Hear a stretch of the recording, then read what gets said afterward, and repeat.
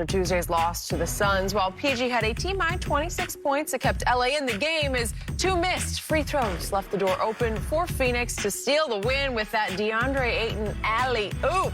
Georgia scored 30 or more points in 4 of his last 6 games and will probably need another big night to get the Clips back in the series at this point. So, Shannon, how much pressure is on Paul George tonight? There's a pressure on Paul George and the Clippers, Skip, because, like you said, they don't have Kawhi, and you can't go down 0-3 to this ball club because I believe they're more complete than Utah and the Dallas team that they previously fell down 0-2.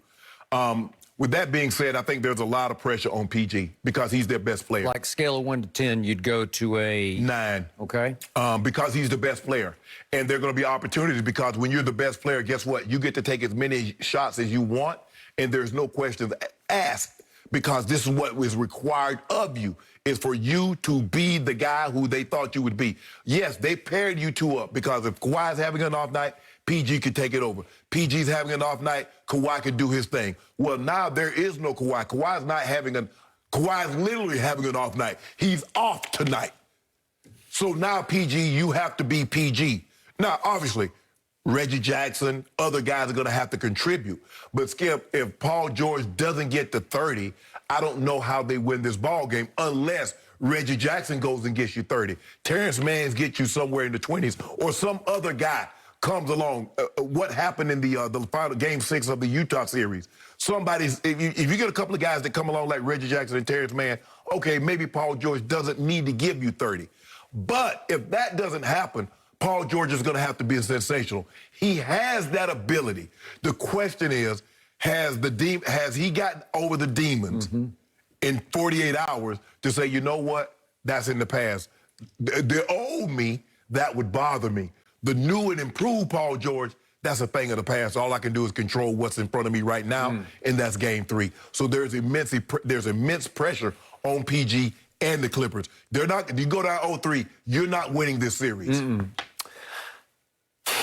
Okay. Scale of 1 to 10, pressure on Paul George tonight at Staples Center, through the roof. I'm going to go 10. You go 10? You go all the way? I'd go all in 10. It's extraordinary. I personally would not want to be in his sneakers tonight because that's a lot of pressure on a guy who obviously melted down and crumbled in the bubble to the point he said he admitted publicly he needed counseling in the bubble because the bubble got to him and then the game started getting to him, and as we know, he came all apart. And his public confession of that, his trying to own that publicly, made him the biggest target in sports, to me. He became the biggest object of ridicule on the internet there was because he became pandemic P. Correct. He came right out of the blocks in Game 1 against your Lakers, and you know and I know what happened. And again, it was just the first game, but I thought it was a very significant game for Paul George because he shot you right out of your own house. You know, he shot you, the team that lives upstairs, the team in the basement, shot you right off the roof of Staples. And he continued that through the year. And I started seeing different body language, a different swag to him where he had some new confidence that he has not had before. And I think it emanates from his new head coach, Ty Lue. Yes. Ty Lue was a pretty good NBA player, but he wasn't obviously a great one. So he knows what it feels like to fail at the NBA level. So he knows how to relate to that. He knows how to reach a player's heart and tell him how you have to handle yourself and control your emotions to succeed under fire in this league. He also played alongside two of the most confident guys they ever put on in the NBA, Michael Jordan and Kobe Bryant. He did. So he says, PG, it doesn't matter how talented you are. How confident are you? Yep. So I believe Chauncey Billups, who I hope gets a job, we'll see how this is starting to set. I'd like to see him go to the Pelicans. That's just me. But we'll see how. I don't know. He might be too big a threat to David Griffin because Chauncey is his own man with his own ideas. Yes. What was Chauncey's nickname as a player? Mr. Big Shot. You know Chauncey from Denver. I do. So I'm not sure Chauncey can relate to Paul. I'm not sure Chauncey's the one to help Paul because Chauncey's more in the mode of you just make those shots because that's what you do. Because is Paul George more talented than Chauncey Billups ever thought about being? To me, he is because Paul George is 6 feet 8 inches tall. Yeah, you're a two-way player. And he's a two-way player. He's made 4 all-defensive teams and 7 all-star teams. He made 1 first-team all-NBA where he was the top 5, right? But Chauncey was the 3rd pick in the draft when he came out. Okay, I got it. But I'm just going on pure, pure PG, talent. yeah. What God gave you to work with. Now, Chauncey's heart, his guts, there's nothing. He was truly Mr. Big Shot. Right. I have nothing but the highest respect, and he's going to win big as a head coach if somebody will just give him the opportunity. But think about being the leader of Detroit, Skip. He had to. You got Sheed, you got Ben Wallace, you got Rip, you got. So he was the leader of some volatile personalities. That was a team that was strong. You can't be weak on that squad. And hey, Larry Brown, because I know Larry, he can be a handful. Exactly. Behind closed doors too.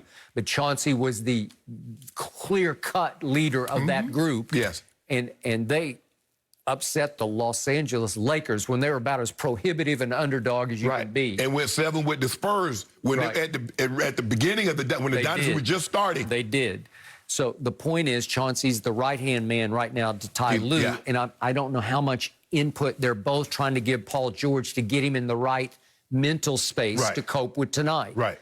Okay, what happened to him the other night, again, I wish it had been canceled if the refs had made the right call on the Ayton off his fingertips. No, you wanted to bail him out. No, don't bail him out. It's not bailing out. It's just it would have canceled. If you make the right call on what was an obvious off-the-fingertips rebound that went off Ayton out of bounds with 0.9 seconds left, then the game's over. And you're not in here ridiculing Paul George about missing 2 free throws.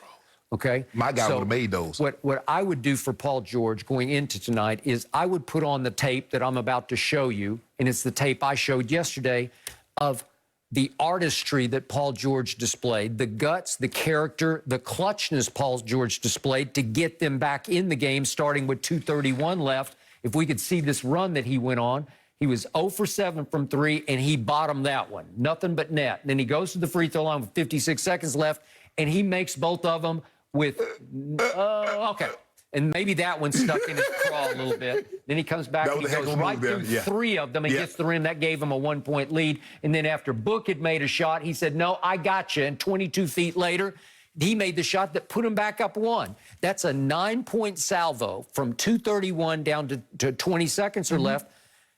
That's that guy. Right. That's what he can do. That's pretty special. Yeah. That's a guy who you say is a Hall of Famer, right? Chris Broussard brought it up. He's probably going to be a Hall of Famer. Well, I don't know. The standards in basketball are less than your Hall of Fame. Yeah. Okay, I'm not even sure I can go there yet, but he's got a chance to be a Hall of Famer. Tonight's one of those legacy kind of games when you say, this is who I am. A championship would definitely help. Okay, it would definitely help. So tonight is a big night for him. The pressure, I'm not running from the pressure. That's why I didn't want any of your points. I don't need any of your sympathy, and I don't think he needs any of your sympathy. Big over there. Yeah, well, I'm just saying I got courage of convictions. Okay. I think he will too. Again, do I want to see him have to make 2 free throws with no time on the clock? I do. Down 1? I do. Okay. Well, I would dread watching that because I don't know if he's got that in him right here, right now. What you say confident? Yeah, well, I don't know. That's a tough one. But I'm going to remind you of this.